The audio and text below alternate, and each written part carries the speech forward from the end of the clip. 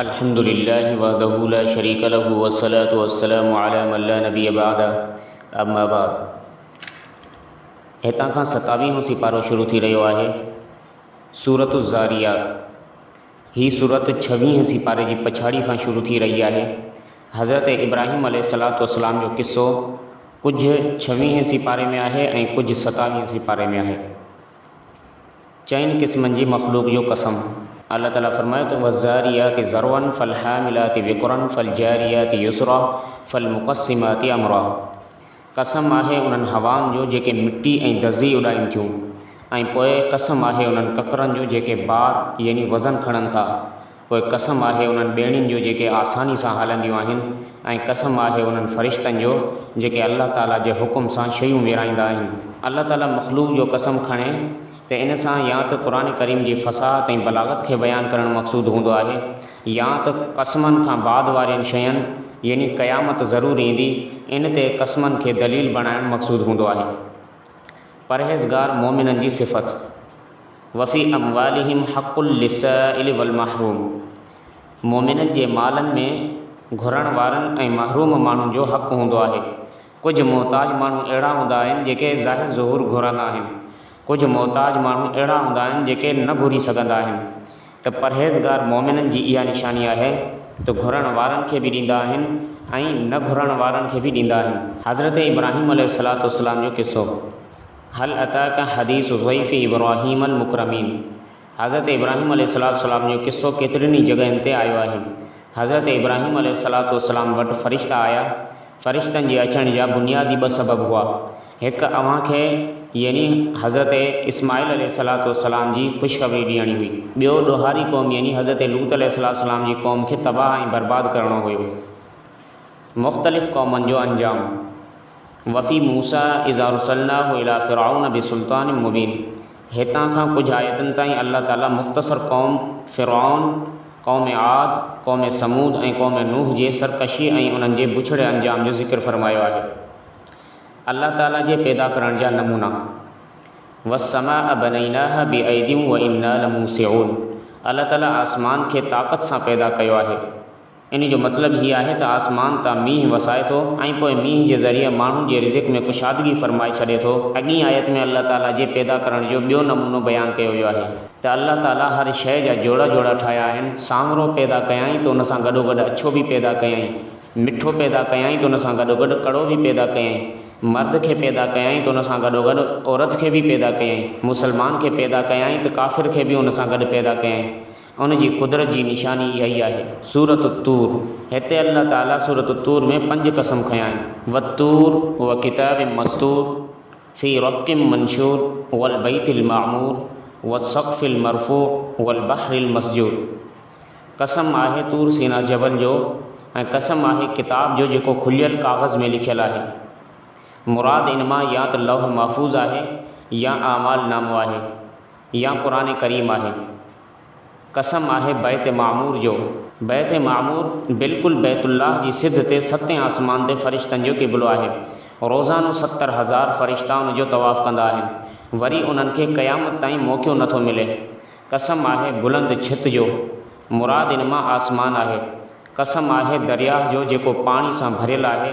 ज़िक्र कयल 5 क़स्मूं पंहिंजे पुठियां ईंदड़ शइ जे लाइ, यानी तुंहिंजे परवरदिगार जो अज़ाब अचणो आहे। इन अज़ाब खे को रोके नथो सघे। इन जे मथां गवाही ॾियनि थियूं। ॾोहारियुनि जी पछाड़ी। इस्लौहा फ़स्बिरू औ ला तस्बिरू सवाउन अलैकुम इन्नमा तुजज़ौन मा कुंतुम तामलून। दुनिया में माण्हुनि खे तकलीफ़ ईंदी आहे ऐं उहो ॿाॾाईंदो आहे त तकलीफ़ ॾियण वारे खे रहम अची वञे त उहो कॾहिं छॾे बि ॾींदो आहे, पर आख़िरत जो मामिलो ईअं नाहे। फ़रमायो त उन जहन्नम में दाख़िल थी वञो। हाणे तव्हां बर्दाश्त करियो या बर्दाश्त न करियो, तव्हां जे लाइ बराबरि आहे। हाणे तव्हां जे अमलनि जो बदिलो तव्हांखे मिली रहियो। परहेज़गारनि जो अंजाम। इन्नल मुत्तक़ीन फ़ी जन्नातिन व नईम फ़ाकिहीन बिमा आताहुम रब्बुहुम व वक़ाहुम रब्बुहुम अज़ाबल जहीम। गुज़िरियल आयतुनि में ॾोहारियुनि जो ज़िक्र हो, हिते परहेज़गारनि जो ज़िक्र आहे। परहेज़गार बाग़नि में हूंदा, अल्लाह ताला जे नेमतनि में हूंदा, हमेशह ख़ुशि हूंदा उन्हनि नेमतनि में जेके उन्हनि खे अल्लाह ताला उन्हनि खे ॾिनियूं हूंदियूं। उन्हनि खे जहन्नम जे अज़ाब खां बचाईंदो अल्लाह ताला। हुकुम थींदो त मज़े सां खाओ ऐं पीओ, हीउ तव्हांजे अमलनि जो बदिलो आहे।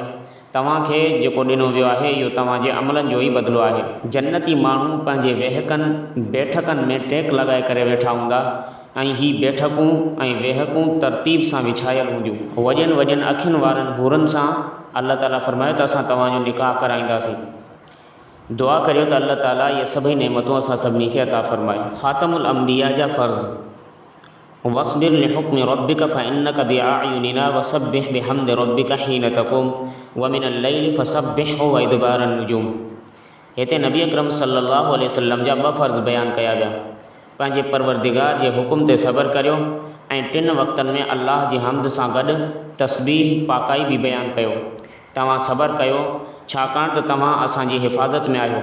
मुख़ालिफ़ तव्हांजो कुझु बि बिगाड़े नथा सघनि ऐं हीअ जेके अव्हांखे परेशान कनि था त हीअ माण्हू ॻाल्हि नथा मञनि त तव्हां पाण खे मसरूफ़ करियो। 3 वक़्तनि में ख़ुसूसियत सां अल्लाह जी हम्द सां गॾु गॾु पाकाई बि अल्लाह जी बयानु कयो।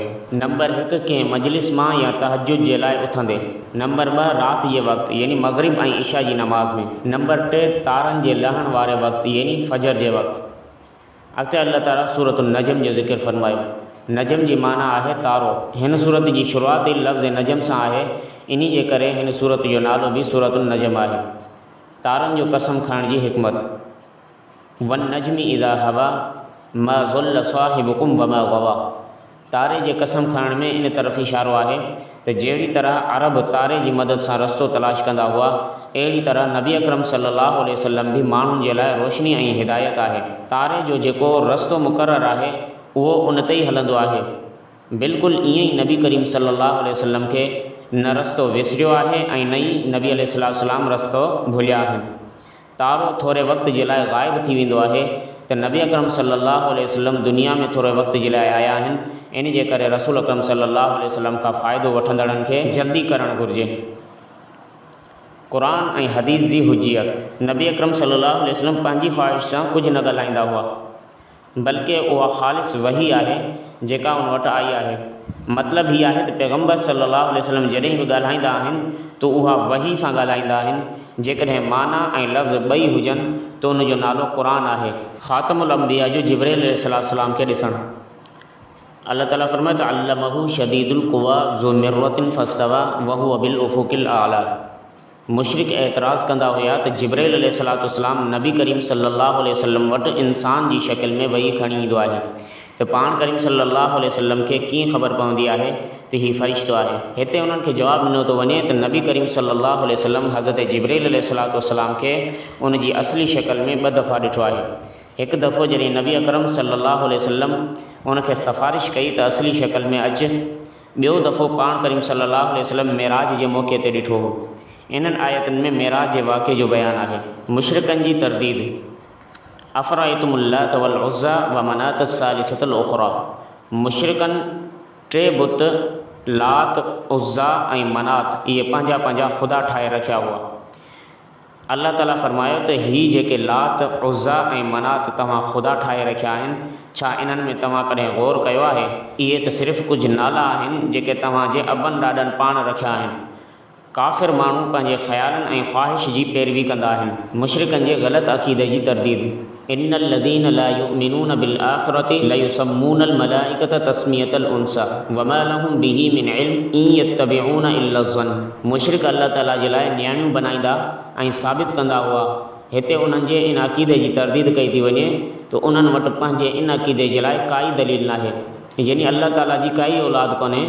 अल्लाह ताला औलाद खां पाक आहे। अॻिते अल्लाह ताला फरमाए त अफ़राइतल लज़ी तवल्ला व आतो क़लीलन व अक़दा। हिननि आयतुनि जो पस मंज़र हीअ आहे त हिकु माण्हू क़ुरान जूं आयतूं ॿुधियूं ऐं उनजे दिलि ईमान जी तरफ़ लाड़ो कयो त उनजे दोस्त हुनखे चयो त तूं पंहिंजे अबनि ॾाॾनि जे दीन खे छॾे करे नओं दीन छो इख़्तियार करे रहियो आहीं। ईअं उनखे कुझु आर ॾिनाई।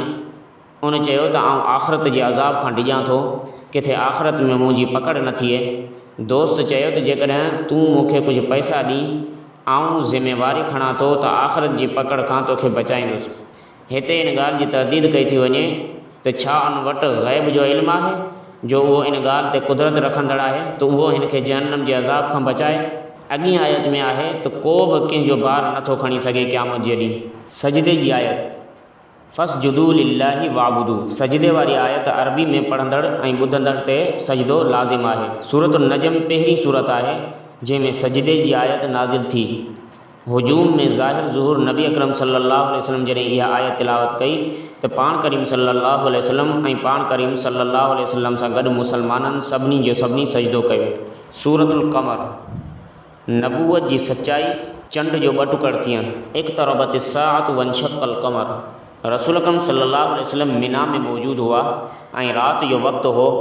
मके जे मुशरिकनि रसूल अकरम सल्लल्लाहु अलैहि वसल्लम खां मौजूज़ो तलब कयो त पाण करीम सल्लल्लाहु अलैहि वसल्लम फरमायो जेकॾहिं मौजूज़ो ऐं निशानी ऐं ॾेखारियां त तव्हां कलमो पढ़ंदव? उन्हनि चयो त जी हा पढ़ंदासीं।